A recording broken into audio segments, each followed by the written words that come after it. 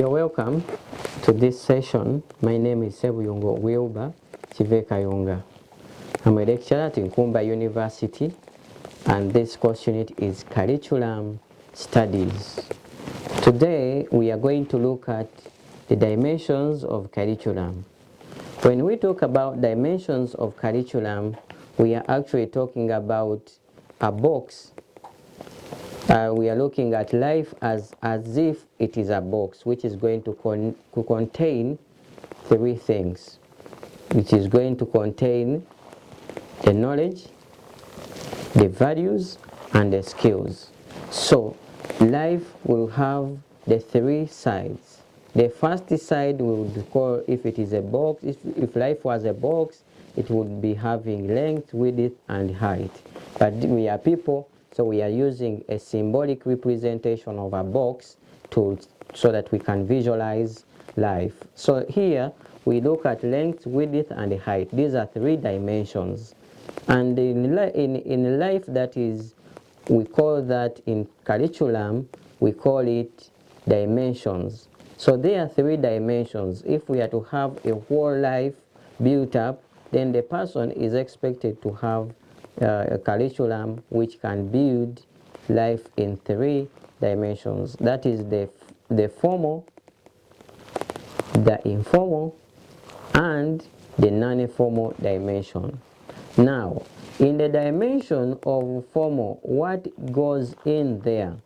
Formal is, here we are focusing at having a curriculum which addresses acquisition of knowledge, memorization of knowledge, reasoning knowledge, and making sure that a person has knowledge. So the formal dimension is connected and directly relates to knowledge. So when we have knowledge, then we get alert and informed of the occurrences surrounding ourselves and also surrounding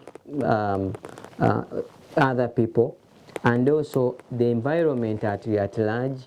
So we have to get informed and aware of everything around us, so that we can make use of them. So when we don't know what is around us, then we also will not be able to use it. So we get to know the things around us, to know even ourselves, and knowing others. So it pertains to knowing creation, knowing people, even knowing that there exists a God, and that is the body of knowledge. So knowledge builds what we call the mind. The mind is built. The mind is built, and this actually brings into what we call, in those who want to know in terms of domain, that constitutes a domain called the cognitive domain, which is about the head. The head has to be built on. So we have that the dimension is called the formal dimension, which is about giving knowledge to people, and the curriculum should prepare knowledge for people. So this knowledge builds the mind, and that's the cognitive domain, the cognitive domain. Other people use a language called the head, so they brand it with a H. So one who is interpreting the formal domain and wants to use the formal dimension, and you want to use the word domain, you call it cognitive domain. The other who wants to be so basic will call it, it is about knowledge. The other one who is very elementary will say it's about the head. So it is the formal dimension, which is about knowledge, and this builds what we call domain, and then knowledge. That is when the person has knowledge, then we say the head has been sorted out.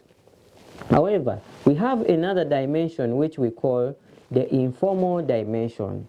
The informal dimension pertains to goes in the life of the person that increases values, or substitutes the values which are not acceptable with those that are acceptable. We can also extend it to substituting values which are not right with those that are right. So values in an extended way will always build what we call ethics or ethics. So from the word ethos. So ethics, what do we accept in the communities here? If it is Buganda, there are certain things in Buganda. We treasure the king, we treasure the dress code, and which may be another in another community, but this is who we are. So we cannot go beyond our values. We are always within the scope of the values which we have accepted to live by, and these values can build what we call the attitude and the value perception of whatever we do. So that is what brings into, I don't do this, I do the other. So that is value driven. And when the person receives values and the other wants to just use the language called domain, then the word we say, whatever pertains to values, then we call that we call that affective domain. So the affective domain relates to values, and then that is about the heart. In basically in kindergarten language, you say it is about whatever goes in the heart. Issues such as love, issues such as compassion, issues such as mercy for one another and favor with one another. All those are, we call them values. So anything that destroys values comes in terms of selfishness, hatred, all those aspects that destroy values. While preparing curriculum, they are regulated and they are filtered out, and whatever value that is good is accommodated in the curriculum and passed on to learners, so that this affective domain, which is pertaining to the informal dimension, is built. So this, we have said, is about values. So the one person will say it is an informal dimension, the other will say it is the affective domain, the other will say it is about values, yet another can just say in the elementary language that this is about what builds the heart. Now, the other dimension is that we call the non-formal dimension.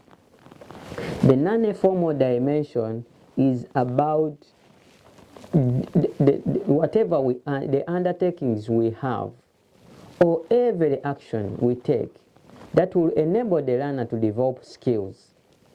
You be careful that skills does not only mean carpentry, bricklaying, or tailoring, that those are the only skills. It could be a skill in communication, it could be a skill in teaching, it could be a skill in nursing. So we have soft skills, and also we also have skills which are hard skills, or hard work skills and soft work skills. And soft work skills doesn't mean that things are simple and are light to do. We are just comparing in terms of what we see and what we cannot actually see. To say what we can see, this is carpentry and the person is there busy with the table and is making it, that is hard, in hard form, can be touched and be also seen.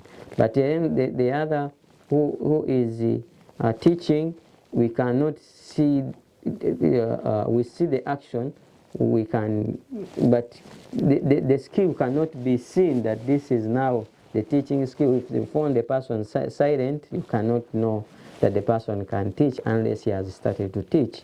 So soft and hard skills are there.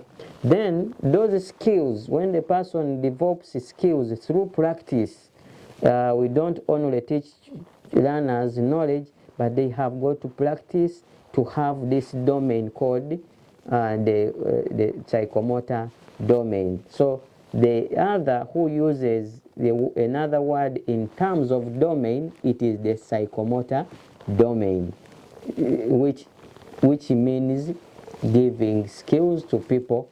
That's the other who just wants to refer to the skills and wants to use the word dimension will call this the non-formal dimension. But all this is pertaining to the hand, moving the hand and moving the whole body.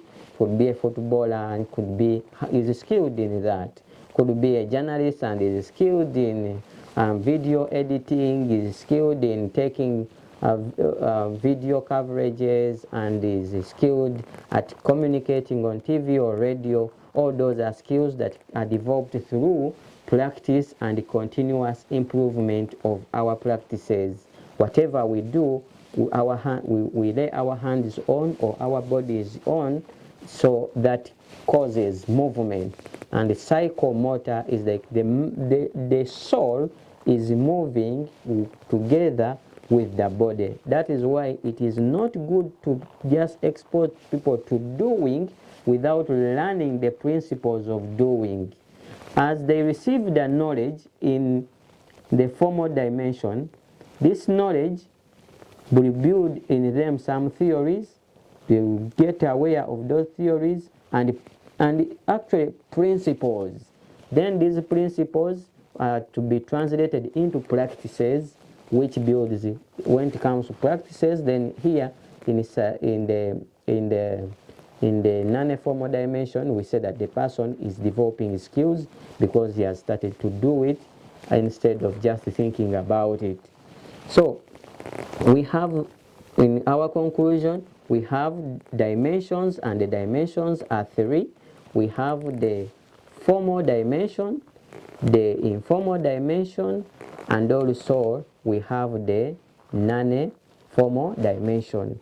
We have also said that the formal dimension pertains to receiving knowledge, and when we receive knowledge, this constructs a domain which we are calling the cognitive domain, which is about the head.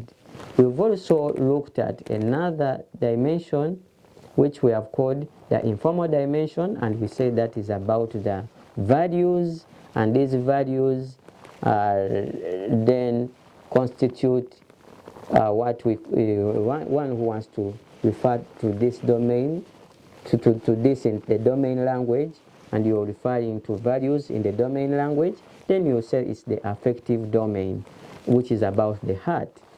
And then we have also looked at the other, which we called the non-formal dimension, which is about whatever will build the skills of a person by hands on or legs on or body on, and the person is actually doing, that will build the skills of in the person, and that actually will constitute, in domain language we call it psychomotor, which is in the elementary language we say this is about the hands, but it's not only limited to hands. Other people use their legs, other people use their eyes, mouth, ears, and all the body parts are involved in making sure the skills are exhibited and displayed.